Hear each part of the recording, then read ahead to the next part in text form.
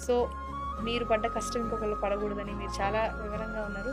కొన్నాళ్ళు పోతే మీరు చాలా ప్రాబ్లమ్స్ ఫేస్ చేసినా చాలా కాన్ఫిడెంట్‌గా మా ముందుకు వస్తారని మేము అనుకుంటున్నాం. స్టార్టింగ్ స్టేజ్‌లో ఉండి మీ ఆలోచన చెప్తున్నారు గానీ మీకెక్కడో చిన్న లోపం ఇది ఇంకా బావుంటే బావుండనా అవును. అదంతా మీ కళ్ళల్లో నాకు తెలిసిపోతుంది. అయినా సరే మేము మీకు ఖచ్చితంగా సపోర్ట్ చేస్తాం మా ఛానల్ తరపు నుంచి. ఎందుకంటే ఈ ఆలోచనని ముందుకు తీసుకెళ్ళే ప్రయత్నంలో భాగంగా మేము కూడా మీకు సపోర్ట్ చేస్తాం. ఖచ్చితంగా విల్ గో ఫార్వర్డ్ అండి. యాహ్! మంచిగా ఎక్కువ మంది స్టూడెంట్స్ బాగుండాలని మా ఉద్దేశం.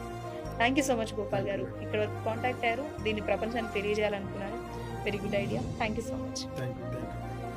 సో పిల్లలు బాగుండాలని ప్రతి ఒక్కళ్ళు కోరుకుంటారు.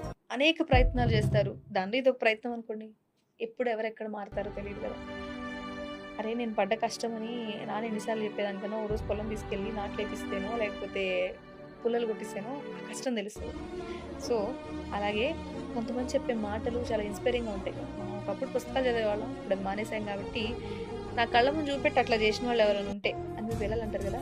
వాళ్ళకి చూపించే ప్లేసే వీళ్ళు పెట్టిన ఫౌండేషన్‌లో ఒక మోటివేషన్ స్పీకర్ ఒక ఎగ్జాంపుల్‌గా వీళ్ళు కూడా ఒక ఎగ్జాంపుల్‌గా నిలబడి మీ పిల్లల్ని బాగు చేయడానికి వాళ్ళ వంతు పాత్ర వాళ్ళు పోషిస్తున్నారు. జీరో ఇన్‌కమ్‌తో.